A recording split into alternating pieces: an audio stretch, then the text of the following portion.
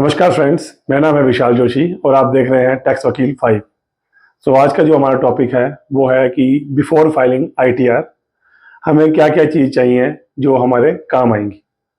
जो लोग जॉब करते हैं उनको जो चाहिए पहला जी है पॉइंट वो है फॉर्म 16 जो कि उनको मिलेगा उनके एम्प्लॉयर से।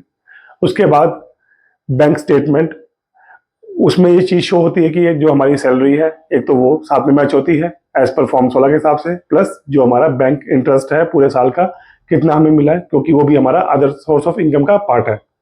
देन कोई इन्वेस्टमेंट लाइक कोई पीपीएफ, ईएल, एसएस या फिर एनएससी कहीं अगर हमने इन्वेस्टमेंट करी है तो। इसके अलावा कोई भी रेंट रिसीप्ट, जैसे मान लीजिए अगर हमारी कोई रेंटल इनकम है, कोई हमारी हाउस प्रॉपर्टी है और हमें वहाँ से रेंट आता है तो वो भी हमारी बैंक स्टेटमेंट में आ जाती है, वो दिखा देंगे। या फिर हमारा हाउस रेंट अलाउंस, एचआरए जिसे बोलते हैं, अगर हमने वो मेंशन करा हुआ है अपने तो वो भी उसमें हमें दिख जाएगा। इसके अलावा कोई कैपिटल गेन है, कैपिटल गेन दो तरह के होते हैं, या तो कोई प्रॉपर्टी अगर हमने कोई सेल करी है वहाँ से, या अगर हम डील कर रहे हैं शेयर्स मार्केट में तो शॉर्ट टर्म या लॉन्ग टर्म का कोई कैपिटल गेन होता है हमें, तो वो भी हमें इसमें दिखाना पड़ता है। इसके अलावा कोई हमारा हमने कोई लोन लिया हुआ है, फॉर एग्जांपल अगर हमने कोई होम बाय करा हुआ है और हमने उसको लोन ले रखा है साथ में, तो होम लोन इंटरेस्ट वो भी हमें इसमें शो करना है। इसके अलावा अगर कोई अदर इनकम है, लाइक जैसे आजकल जॉब्स के साथ साथ लोग साथ में कोई अलग से काम करते हैं, लाइक यूट्यूब हो गया, कुछ भी हो गया, तो एज ए फ्रीलांसर कोई इनकम हो रही है तो वो भी आप इसमें दिखा सकते हैं। देन वेरीफाई करें अपना जो आप जॉब कर रहे थे या कोई भी आपने काम किया, अगर वहां पर अगर आपका टीडीएस डिडक्ट हुआ है तो उसके लिए आपको चेक करना पड़ेगा फॉर्म 26AS, तो वो चेक कर लें। और साथ में एक आता है इनकम टैक्स पोर्टल पे AIS, जिसे बोलते हैं एनुअल इंफॉर्मेशन स्टेटमेंट, तो उसमें पूरा चेक कर लें जिसमें आपका पूरा शो होता है साल का कि आपकी इनकम कहाँ कहाँ से जनरेट हुई है, वेदर वो सैलरी हुई है या कोई आपका रेंट आया है या फिर आपने शेयर्स में डील करा है, कोई कैपिटल गेन, कुछ भी हो, एनी टाइप ऑफ इनकम आपकी सारी AIS में रिफ्लेक्ट करती है और आपको उसकी हेल्प से आपको इजीली अपनी आईटीआर फाइल कर सकते हैं। देन इसके बाद रिकनसाइल करें अपनी इनकम कि आपकी जो इनकम उसमें शो हो रही है वो ठीक है कि नहीं एज पर AIS और 26AS के हिसाब से। देन इसके अलावा जो लोग बिजनेस में हैं, जिनके स्मॉल बिजनेस है या कोई बड़ा बिजनेस है, उनके लिए थोड़ा सा अलग है।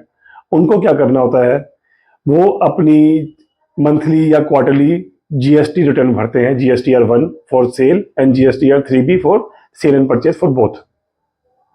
तो जो भी कोई अपना डाटा जीएसटी रिटर्न में फीड करते हैं वो सारा ऑटो पॉपुलेट होके फॉर्म AIS जो इनकम टैक्स का है उसमें शो करता है। तो उससे आपको ये हेल्प मिलेगी कि आपने जो पूरे साल जीएसटी में जो आपने कुछ भी काम किया है, कोई भी अपने सेल या अपनी परचेज मेंशन करी है, वो सारी आपकी AIS में मैच कर रही है कि नहीं कर रही है। तो this is for business person, वो उससे मैच कर लें पहले। इसके अलावा जैसे जिनको वो सेल करते हैं वो होते हैं उनके सन्डी डेटर्स, जिनसे परचेज करते हैं वो होते हैं सन्डी क्रेडिटर्स, तो वो उनसे उनकी स्टेटमेंट मंगा लें टिल 31 मार्च 2025 तक की और अपना अकाउंट उनसे मैच कर ले बैलेंस कि वो पूरा मैच वेरीफाई हो रहा है कि नहीं हो रहा। देन अगर वो ओके है, देन उसके बाद आप अपने सारी जितनी भी आपकी फिगर्स हैं आपकी बुक्स में और आपकी AIS की, वो मैच अगर कर रही हैं, देन आप उसके बाद रेडी हैं अपनी आईटीआर को फाइल करने के लिए। अब आईटीआर फाइल करने के लिए कुछ फॉर्म होते हैं जो कि आईटीआर 1 to 7 तक है। जैसे आईटीआर जो 1 है जिसे हम सहज बोलते हैं, this is for salaried person individual, और जिनकी लिमिट है अप टू 50 लाख की। इसके अलावा इसमें कोई भी कैपिटल गेन या बिजनेस इनकम वो इसमें इंक्लूड नहीं होती। अब ऐसे आईटीआर 2 है, वो भी सैलरीड पर्सन है इंडिविजुअल्स के लिए, plus HUF with capital gain, इसमें आप कैपिटल गेन दिखा सकते हैं। साथ में अगर आपके पास मल्टीपल हाउस प्रॉपर्टी है, जैसे आईटीआर 1 में अगर आपकी सैलरी प्लस एक हाउस रेंटल इनकम है वो दिखा सकते हैं, और आईटीआर 2 में multiple house property, for example अगर आपकी 2 हाउस प्रॉपर्टी है और आपने रेंट पे दे रखी है तो वो आईटीआर 2 में आएगी विद सैलरी। देन ऐसी जो आईटीआर 3 and 4 है, this is for business income only और प्रोफेशन जैसे मैंने बताया था, जैसे लाइक डॉक्टर, कंसल्टेंट्स या इंजीनियर्स, वो सब प्रोफेशनल्स में आते हैं। इसके अलावा आपने अपनी जितनी भी ये चीजें हैं सारी करने के बाद इसको आपने टैक्सेबिलिटी को आपने कंप्यूट करना है अपना, और इससे आपकी पूरी हेल्प होगी ITR फाइल करने में। देन इसके अलावा आपने वेरीफाई करना है सारा जो आपने डाटा उसमें प्री फिल्ड करा है, वो सारा आपने पूरा वेरीफाई करना है एक बार बिफोर फाइलिंग योर ITR। और जो इसकी डेडलाइन है वो मोस्टली हमेशा 31 जुलाई होती है, बट लकीली इस बार जो है CBDT के थ्रू एक नोटिफिकेशन आया था लास्ट वीक, जिसमें उन्होंने बताया है कि जो ITR की जो डेडलाइन थी 31 जुलाई, वो एक्सटेंड होके हो गई है 15 सितंबर। And this is a good news for everyone, whether वो टैक्स पेयर हो या प्रोफेशनल्स जो ITR प्रिपेयर करते हैं, सबके लिए, उनके लिए भी, क्योंकि अब इससे क्या है सभी को काफ़ी टाइम मिल जाएगा ITR प्रिपेयर करने का। क्योंकि जैसे अभी मई चल रहा है और 31 मई जो है लास्ट डेट है for TDS to file, TDS की फाइल करने के लिए। तो जो अपडेट होते होते जिसको जून फर्स्ट वीक लगाता है, कई बार जून मिड भी होता है। सपोज कीजिए किसी ने TDS किसी का पे करा और रिटर्न फाइल करी और उनसे बाय मिस्टेक पैन नंबर में कोई एरर आ गया, कोई पैन नंबर गलत डाल दिया। अब वो जब तक उसको सही करेंगे करते करते वो चीज़ जून एंड या जुलाई फर्स्ट वीक तक जाएगी।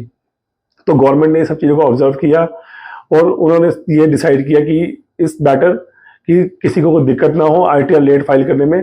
सो इसलिए उन्होंने डेट एक्सटेंड कर दी। So I think this is a good step for everyone. So अगर आपकी कोई भी क्वेरी हो इस वीडियो से रिगार्डिंग तो आप मुझसे पूछ सकते हैं। सो आई होप ये वीडियो आपके लिए काफ़ी इंफॉर्मेटिव रही होगी। So thanks for watching this video.